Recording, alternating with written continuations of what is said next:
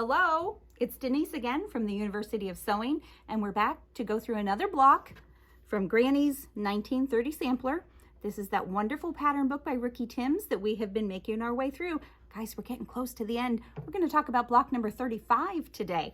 But let's talk a little bit more about Ricky's book. It's based on his wonderful little sweet novel, Lizzy Albright and the Attic Window. They're great to play together. Just a thought if you're looking for something fun to read. Our block today, number 35, is Delectable Mountains. Now this is one that I have seen before, so it wasn't a new one to me, but I'd never actually put it together, so that was kind of fun. Part of the trick of this one is playing with your fabric values. So you just want something where you've got the 3 different values. If you've got the light, the medium, and the dark, you're going to be happier with your block. I will say I wish this one was a little more of a medium. It feels like a little more of a dark here, but I think it works okay. And you know, that's what practice blocks are for.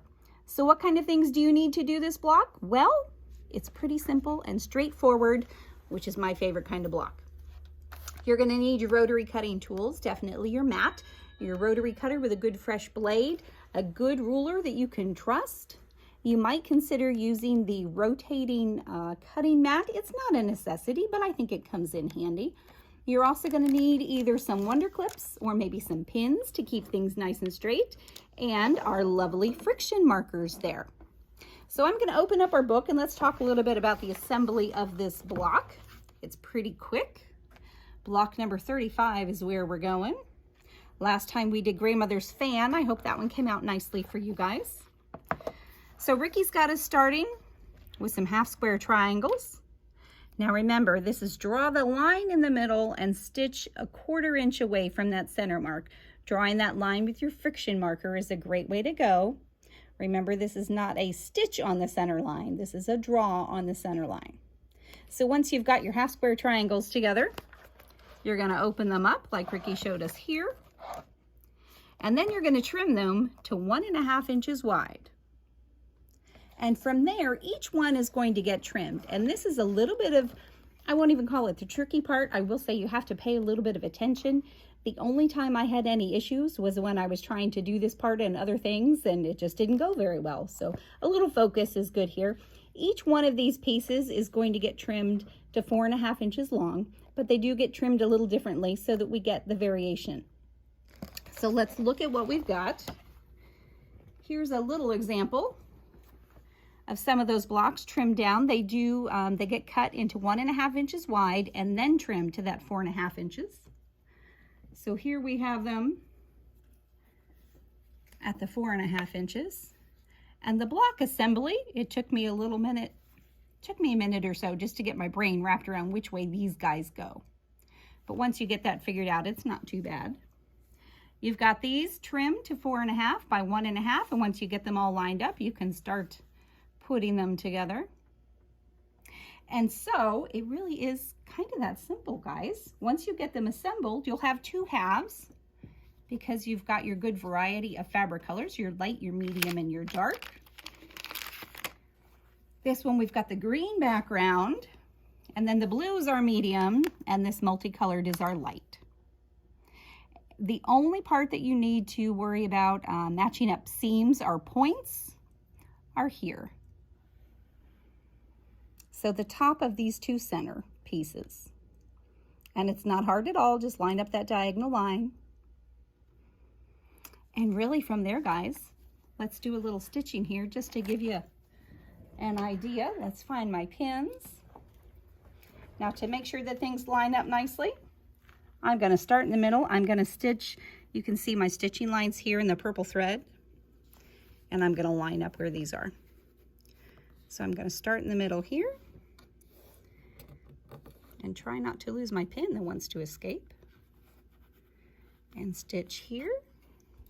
And you don't even need a whole lot of pins. I kind of like to adjust as I go just to make sure things are really where I want them, because they do wiggle on you sometimes.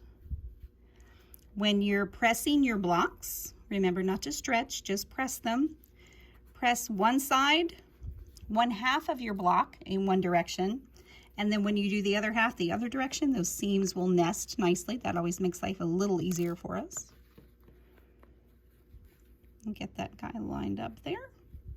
So again, it's that purple stitching line that's getting lined up to that seam.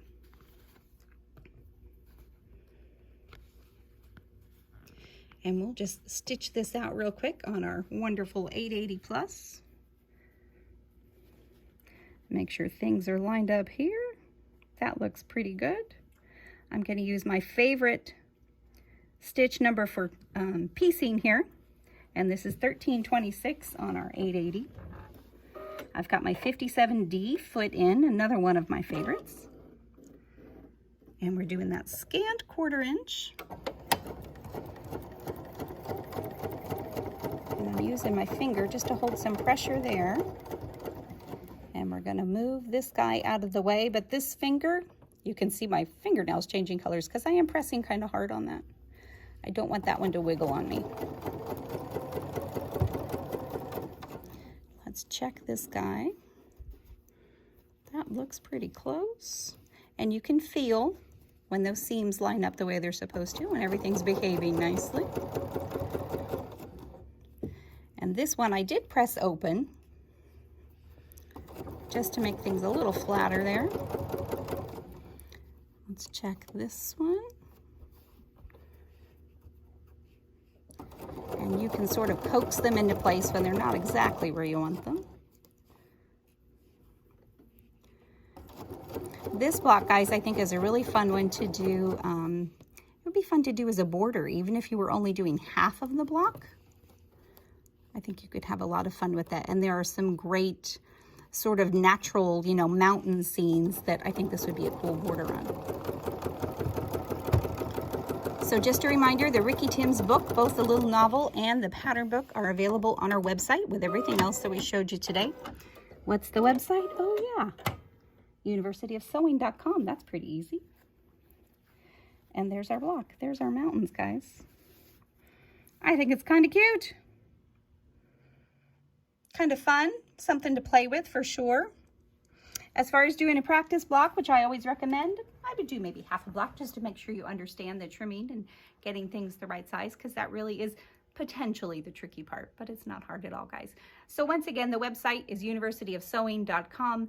The YouTube channel, thank you so much for watching. Be sure to hit the thumbs up so we know you like what we're doing, and subscribe and share with your friends. We'll see you next time for block number 6. Thanks for watching.